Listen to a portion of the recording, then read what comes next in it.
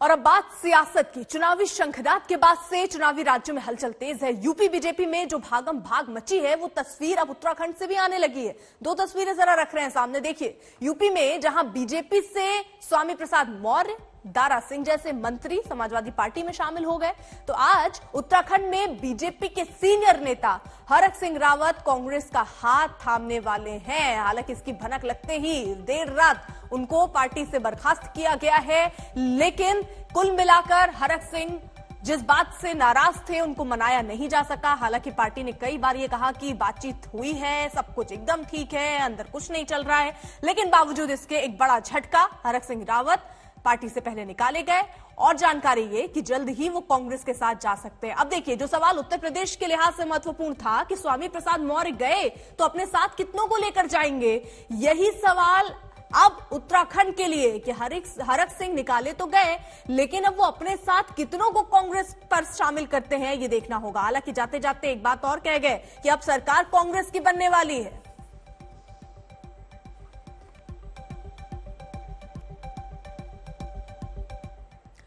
हरक सिंह रावत आज कांग्रेस में शामिल होने वाले हैं। उनसे आज तक संवाददाता सुप्रिया भारद्वाज ने एक्सक्लूसिव बातचीत की, आपको सुनवाते हैं।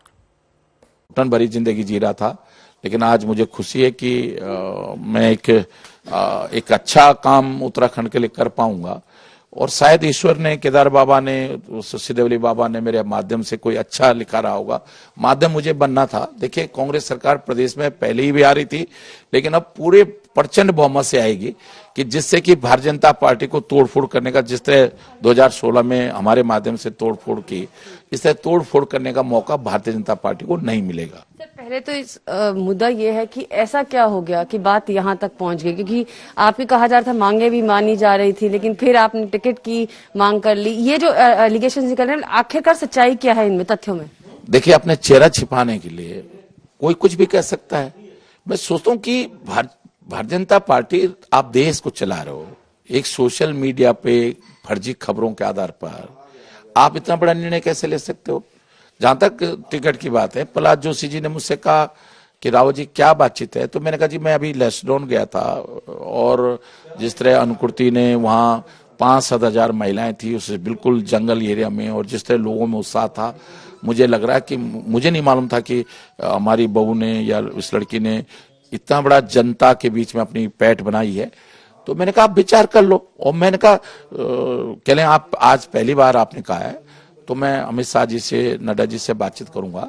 और मैंने कहा जी मैं पार्टी के लिए काम करूंगा, आप मुझे जहां जिम्मेदारी देंगे मैं वहां काम करूंगा। मैं अब उस चीज को अपने चेहरा छिपाने के लिए, अपने गलत निर्णय को सही साबित करने के लिए मैं कह रहा हूं, ये कह रहे कि हम विकास की बात मानी, कौन सी मान ली? हमने सेंट्रल स्कूल दिया कोटद्वार, वायदा था 2017 में हमारा। रोजगार दिया आपने उत्तराखंड के लोगों को, वायदा था उत्तराखंड के लोगों से। महंगाई कम करी, स्वास्थ्य सुविधाएं बेहतर करी। अब आप कुछ भी कह दो, लेकिन मैं इस सबके बावजूद भी, घुटन भरी जिंदगी जीने के बावजूद भी भारतीय जनता पार्टी में था, क्योंकि मैंने अमित शाह जी से वायदा किया था कि मैं मर जाऊंगा लेकिन पार्टी नहीं छोड़ूंगा। लेकिन आज मुझे खुशी है कि मैंने अपना संकल्प भी मेरा आज पूरा हो गया और उस घुटन भरी जिंदगी से मुझे निजात मिल गई। तो क्या आप कांग्रेस को ज्वाइन करेंगे?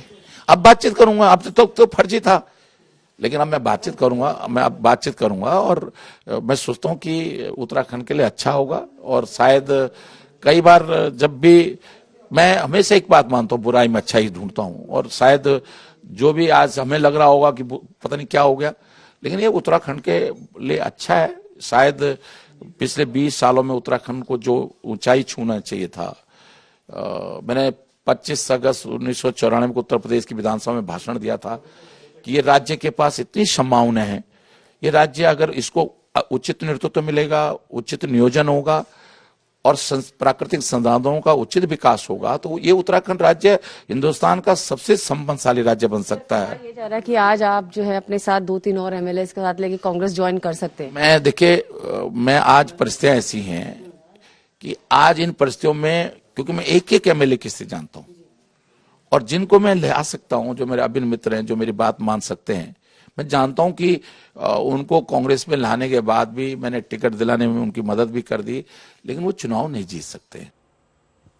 अब देखिए, हरक सिंह रावत एपिसोड के बाद पहली बार मीडिया से बोले पुष्कर सिंह धामी। कहा उनका लंबा अनुभव रहा है, वो खुद फैसला कर सकते हैं। जो एक मंत्र है, उस मंत्र को लेकर हम आगे बढ़ रहे थे। उसमें कई बार जब वो बातें करते थे तो हम लोग असहज भी होते थे, लेकिन फिर भी चूंकि हमारी पार्टी, हमारा परिवार बड़ा परिवार है, हमने कोशिश करी हमेशा उनको लेकर चलें। लेकिन यहाँ पर चूंकि स्थितियाँ ऐसी हो गई कि वो अपने समेत अपने परिवार के लिए और अन्य लोगों के लिए पार्टी पर दबाव कर रहे थे, तो इसलिए पार्टी ने निर्णय लिया। सर, हरक के जाने से क्या उत्तराखंड में कुछ लग रहा है कि पार्टी में कुछ और फूट पड़ेगी, कुछ लोग और भी जाएंगे? नहीं, कहीं कोई ऐसी फूट नहीं। सर, उत्तराखंड की जनता के लिए क्या कहेंगे? एक बड़ा मैसेज फिलहाल बीजेपी ने दिया है। देखिए, हम आगे नहीं बढ़ रहे। हाँ, निश्चित रूप से हमने तय किया है कि एक परिवार से एक व्यक्ति को ही टिकट दिया जाएगा और किसी के परिवार में हम 2 टिकट 3 टिकट नहीं देंगे, क्योंकि हमारी पार्टी हमेशा इसके खिलाफ है। हरक सिंह रावत के लिए क्या कहेंगे? हरक सिंह रावत और लगातार के लिए क्या कहेंगे? कर रहे थे, आपने उनको आवाज पर भी बुलाया था। उनका लंबा अनुभव है और वो स्वयं तय करेंगे अपने बारे में। सर, हरक बहुत लंबे समय से नाराज रहे हैं, आवाज पर भी बुलाया था। अरे यार सर, नहीं जा रहे भाई, नहीं हो गया यहाँ पर, आप रहने दो। सुप्रिया हमारे साथ मौजूद है, सुप्रिया भारद्वाज। सुप्रिया, हरक सिंह रावत थोड़े भावुक भी नजर आ रहे थे, वो तस्वीरें भी आई हैं, हम जल्दी दिखाएंगे। लेकिन सुप्रिया, यहाँ सवाल ये है कि ये नाराजगी तो बहुत लंबी थी, मनाने की कोशिशें हुई, कहा गया सब ठीक है, लेकिन आखिरकार वही हुआ जिसका डर था। अब ये बताइए, क्या जानकारी? वो तो जा ही रहे हैं, कितने और विधायकों को ले जा रहे हैं वो साथ? अर्पिता, अभी तक जो खबर आ रही है वो यही है कि उनके साथ 2 या 3 जो विधायक हैं वो कांग्रेस पार्टी ज्वाइन कर सकते हैं, लेकिन अभी पूरी तरह से पत्ते जो है वो हरक सिंह रावत ने नहीं खोले हैं। खबरें ये भी आ रही है कल रात उनकी दिल्ली में कांग्रेस पार्टी के एक वरिष्ठ नेता के साथ बैठक हुई है, बातचीत हुई है, और उसके बाद आज जब उन्होंने मीडिया से बात करी, आज तक से बात करी, तो उन्होंने बहुत क्लियरली कहा कि अभी जो कुछ भी कहना है वो बहुत जल्दबाजी होगी, लेकिन 2-3 दिन के अंदर धुन जो है वो पूरी तरह से छट जाएगी। कांग्रेस पार्टी से उन्होंने बातचीत शुरू कर दी है। उनका यह भी कहना था कि कांग्रेस पार्टी ज्वाइन करे चाहे ना करे, लेकिन कांग्रेस के लिए काम करेंगे, और प्रदेश के अंदर जो है वो कांग्रेस की सरकार उत्तराखंड में बन रही है। इसके साथ साथ कहीं ना कहीं भावुक भी दिखे। उनको ये कहना था कि जिस तरह से उन्हें निकाला गया, एक अनसेरेमोनियल एग्जिट दी गई, उनको पहले फोन आया बीजेपी के एक वरिष्ठ नेता का कि आप जो है पार्टी के आला कमान से, वहां पर जो बीजेपी के वरिष्ठ नेता है उनसे बात कर लीजिए, लेकिन वो नहीं हुआ। जब तक वो उन सभी नेताओं से बात करते हैं, बीजेपी के अंदर जो केंद्र के बड़े मंत्री हैं, नेता हैं, उनके साथ, तब तक ये सोशल मीडिया के ऊपर खबर आ गई कि उनको जो है बीजेपी से निकाल दिया गया है, जिसके चलते काफी आहत जो है वो दिख रहे हैं हरक सिंह रावत। मीडिया से बात जरूर कर रहे हैं, लेकिन कहीं ना कहीं एक बड़ा clear message, loud and clear message जो वो दे रहे हैं वो यही है कि उत्तराखंड में अब जो है आर पार की टक्कर है। और हरक सिंह रावत ने ये पर्सनली कहीं ना कहीं दिल पर चीज ले ली है, क्योंकि बार बार वो कह रहे हैं कि कांग्रेस जाऊं चाहे ना जाऊं, लेकिन कांग्रेस पार्टी के लिए काम करूंगा और इंश्योर करूंगा कि सरकार जो है प्रदेश के अंदर, उत्तराखंड के अंदर जो है वो कांग्रेस की बने। तो कहीं ना कहीं एक मैसेज जो है वो बीजेपी को भी देने की वो जो है कोशिश कर रहे हैं। ठीक है, यानी देखिए, कुल मिलाकर सुप्रिया, अभी तो उत्तराखंड में भी वही स्थिति लग रही है जो उत्तर प्रदेश में स्वामी प्रसाद मौर्य के जाने के बाद थी। अब यही माना जा रहा है कि कितने और विधायक, हालांकि अभी तो संख्या 2 से 3 बताई जा रही है, हरक सिंह भी इससे इनकार नहीं कर रहे हैं कि वो बिना किसी को लिए जा रहे हैं, लेकिन देखना होगा कि आने वाले वक्त में कितने विधायक और टूटकर कांग्रेस के साथ या किसी अन्य दल के साथ जाते हैं। अब जरा बात पंजाब की भी कर लेते हैं। पंजाब चुनाव को लेकर थोड़ी देर में सुबह 10:30 बजे चुनाव आयोग की एक अहम बैठक है। पंजाब के सीएम चरणजीत सिंह चन्नी, बीजेपी और पंजाब लोक कांग्रेस पार्टी ने चुनाव आयोग को बकायदा एक पत्र लिखकर 16 फरवरी को गुरु रविदास जयंती के लिए मतदान न कराने की मांग की है। इन दलों ने चुनाव की तारीख आगे बढ़ाने की मांग की है। उधर कांग्रेस में टिकटों के बंटवारे पर चन्नी और सिद्धू में घमासान की खबर है। चन्नी के भाई समेत 2 करीबी रिश्तेदारों का टिकट कटा।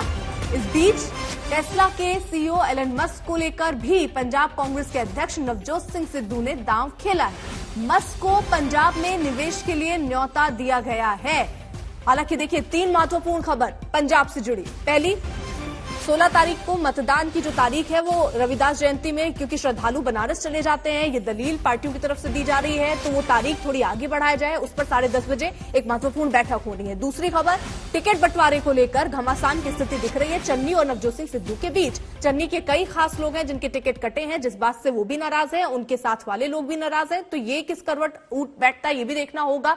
वहीं एलन मस्क को लेकर भी एक नया दांव, चुनावी दांव चल दिया गया है और ये कहा गया है कि मस्क को पंजाब में निवेश के लिए न्योता दिया गया है। कमलजीत संधू हमारे साथ, हमारे सहयोगी जुड़ चुकी हैं। कमलजीत, कुल मिलाकर देखिए यहां पर पंजाब में सियासी तूफान है, जहां एक तरफ तारीख आगे बढ़ाने को लेकर मीटिंग होने वाली है 10:30 बजे, वहीं दूसरी तरफ टक्कर अभी खत्म नहीं हुई है नवजोत सिंह सिद्धू और चन्नी के बीच।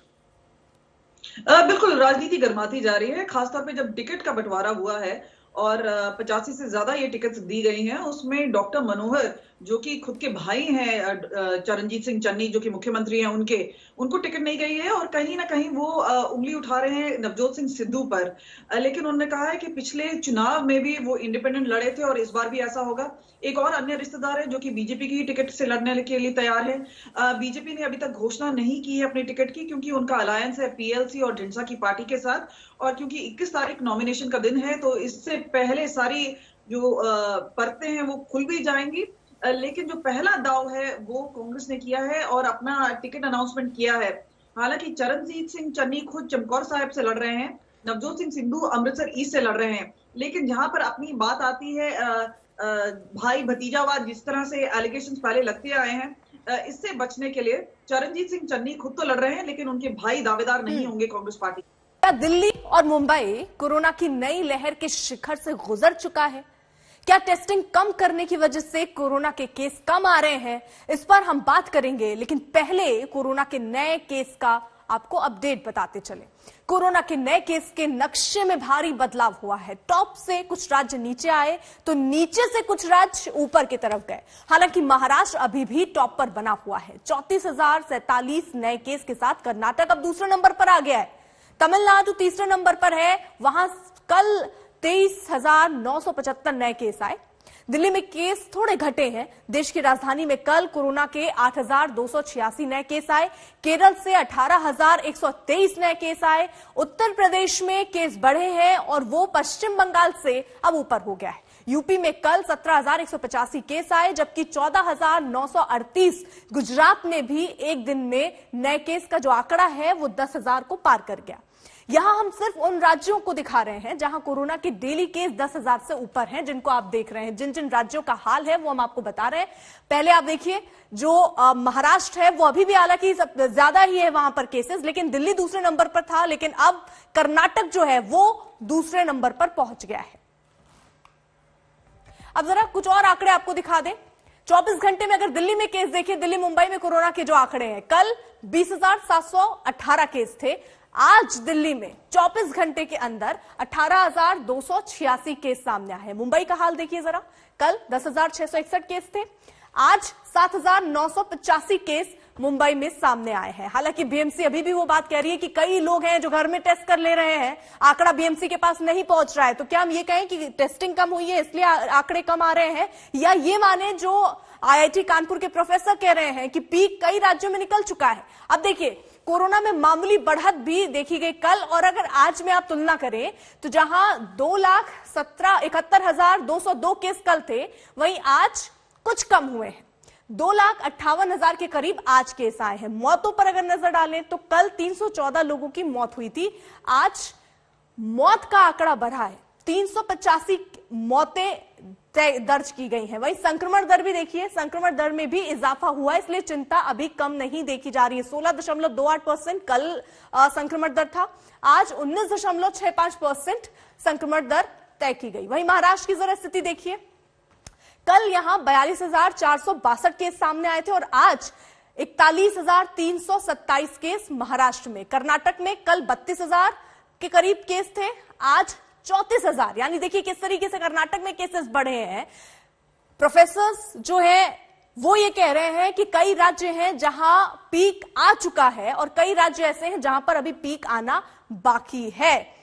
और वहीं देखिए, ये कुछ हम आपको तस्वीरें रख रहे हैं आपके सामने। आईआईटी कानपुर के प्रोफेसर मणिंद्र अग्रवाल का ये गणितीय अनुमान है कि पीक पर आखिरकार कब कोरोना जाएगा। उन्होंने कहा कि भारत में करीब 4 लाख नए केस होंगे और पीक 23 जनवरी को कह रहे हैं कि भारत में पीक होगा और उसके पीक से आप समझिए उसके बाद धीरे धीरे केसेस जो हैं वो कम होने शुरू हो जाएंगे। वहीं दिल्ली में जो पीक है वो गुजर गया है, केसेस कम हो रहे हैं।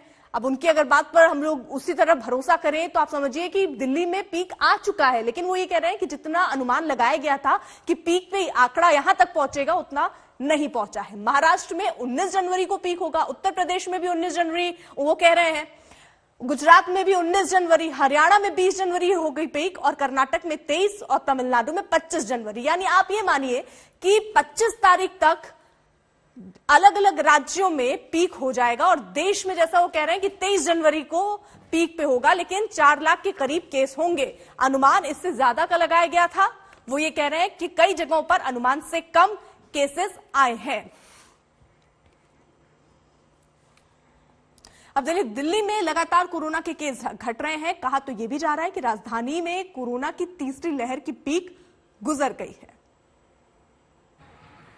क्या दिल्ली में कोरोना के मामलों में गिरावट कम कोरोना टेस्ट का होना है? आंकड़ों से समझें तो 15 जनवरी को दिल्ली में 67,000 से ज्यादा कोरोना टेस्ट हुए और संक्रमण दर 30% से ज्यादा दर्ज हुई।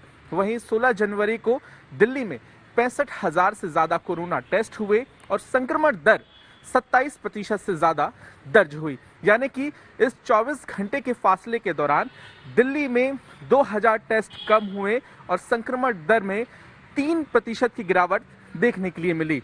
अब दिल्ली के स्वास्थ्य मंत्री कह रहे हैं कि अगले 1 हफ्ते तक कोरोना के इन गिरते हुए मामलों का आकलन किया जाएगा और देखना यह होगा कि क्या आने वाले दिनों में दिल्ली को कोरोना से राहत मिलती है या नहीं।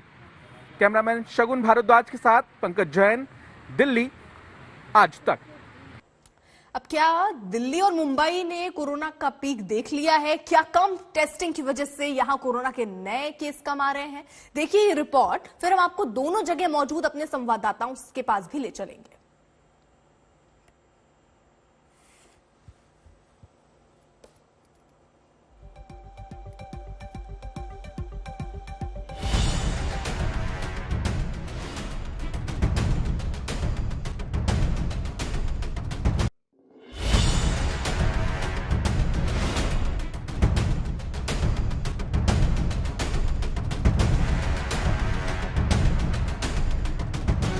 क्या टेस्ट कम करके कोरोना संक्रमितों की संख्या कम दिखाने के प्रयास चल रहे हैं?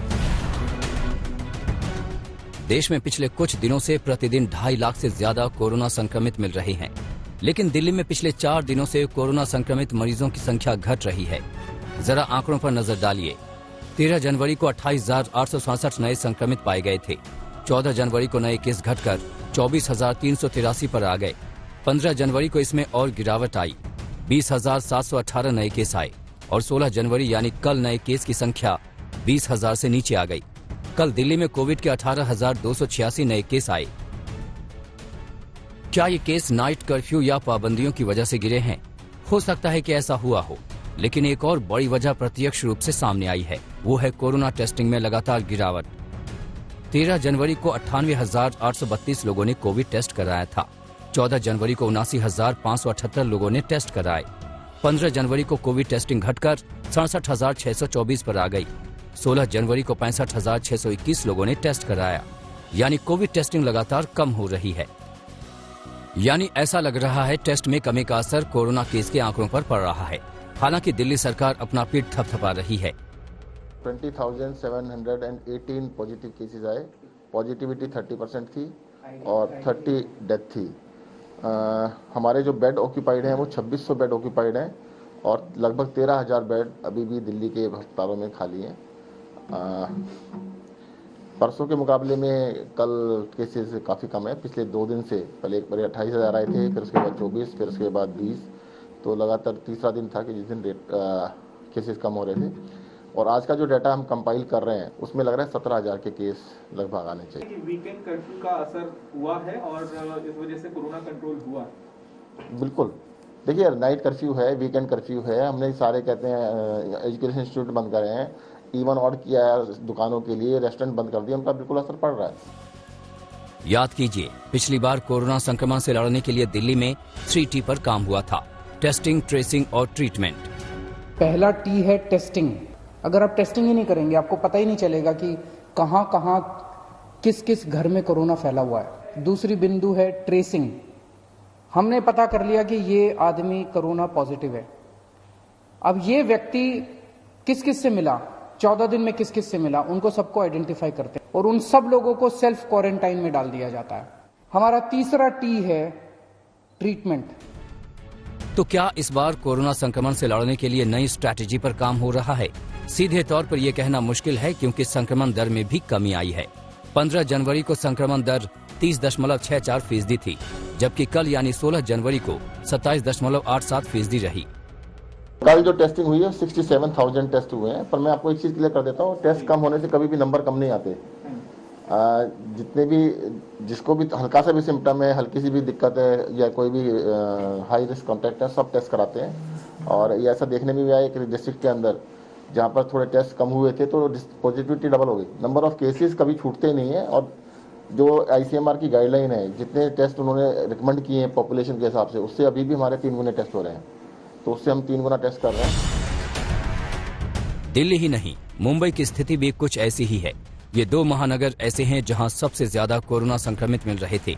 यहां भी कहा जा रहा है कि कोरोना संक्रमण अपनी ढलान पर है। 13 जनवरी को 13,702 नए कोरोना संक्रमित मरीज पाए गए थे। इस दिन मुंबई में 63,031 कोविड टेस्ट हुए थे।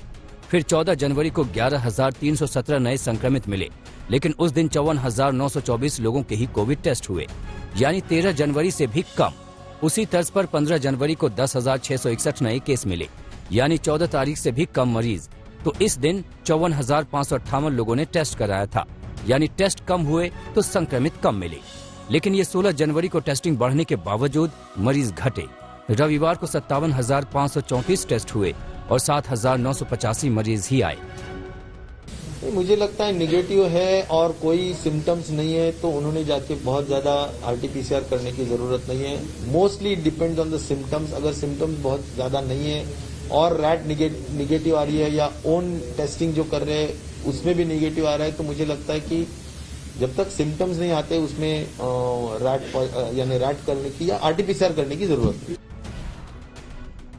दरअसल दिल्ली हो या मुंबई या फिर कोई दूसरा राज्य, कोरोना संक्रमण को लेकर सभी लोग ICMR की गाइडलाइंस का पालन कर रहे हैं और इसमें टेस्टिंग को लेकर कई बदलाव किए गए हैं। जैसे ICMR ने कहा है कि लक्षण नहीं तो टेस्ट नहीं, कोविड पेशेंट के संपर्क में आने पर भी टेस्ट जरूरी नहीं, कोरोना की पुष्टि के 7 दिन बाद दोबारा टेस्ट जरूरी नहीं।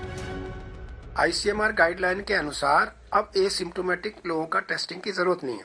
एसिम्प्टोमेटिक कॉन्टैक्ट्स की टेस्टिंग की जरूरत नहीं। किसी कोई बीमार है तो उसके जो कॉन्टैक्ट्स है एसिम्प्टोमेटिक होता था, पहले वो टेस्ट होते थे, तो इसलिए वो टेस्ट नहीं हो रहे हैं। अब जो टेस्ट हो रहे हैं वो सिर्फ सिम्प्टोमेटिक मरीज जिनको माइल्ड है या मॉडरेट है, जिसको खांसी है, बुखार है, जुकाम है, सर दर्द है, पैर दर्द है, उनकी टेस्टिंग हो रही है। इसीलिए इसकी पॉजिटिविटी भी बढ़ेगी, क्योंकि सिम्प्टोमेटिक लोगों की आप टेस्टिंग करेंगे तो उसमें ज्यादा लोग पॉजिटिव टेस्ट आएंगे। ये बिल्कुल तय बात है। मतलब ये कि अगर किसी को संक्रमण है और उसमें लक्षण नहीं है तो वो कितने भी लोगों को संक्रमित कर सकता है, क्योंकि टेस्ट होगा नहीं और पता चलेगा नहीं। दिल्ली से सुशांत मेहरा, श्रुतिका और मुंबई से पारस धामा के साथ आज तक ब्यूरो। मुंबई में भी लगता है कोरोना की उल्टी गिनती शुरू हो गई है। रोज घट रहे मामलों को देखकर तो यही लगता है। ताजा हाल बता रहे हैं हमारे संवाददाता दिव्येश सिंह। मुंबई में करीब 7,895 कोविड पॉजिटिव केसेस देखे गए। ये आंकड़े 57,534 लोगों का टेस्ट करने के बाद सामने आए हैं, जिसमें से 688 पेशेंट अस्पताल में भर्ती हुए। 15% बेड अस्पताल में ऑक्यूपाइड है और ये भी कहा जा रहा है कि डबलिंग रेट जो है वो भी मुंबई में काफी कम हुआ है। पिछले हफ्ते के आंकड़े अगर देखे जाएं तो हर दिन 20,000 से ज्यादा केसेस आ रहे थे, जबकि टेस्टिंग इतनी ही की जा रही थी। अब इसी टेस्टिंग पर 7,000 तक केसेस आ रहे हैं, 7,500 तक केसेस आ रहे हैं। तो ये जताया जा रहा है कि तीसरी लहर का जो बढ़ाव देखा जा रहा था वो कहीं ना कहीं कम हो रहा है। अभी भी शंका इस बात पर जताई जा रही है कि कोविड सेल्फ टेस्ट किट से जो लोग घर पर टेस्ट कर रहे हैं उसके सही आंकड़े BMC के पास और सरकार के पास नहीं है, पर जो RT-PCR टेस्ट किए जा रहे हैं उसके आंकड़े देखे जाए तो तीसरी लहर का जो बढ़ाव था उसे कहीं ना कहीं कम होते हुए देखा जा रहा है। कैमरा पर्सन स्वराज के साथ दिवेश सिंह, मुंबई, आज तक।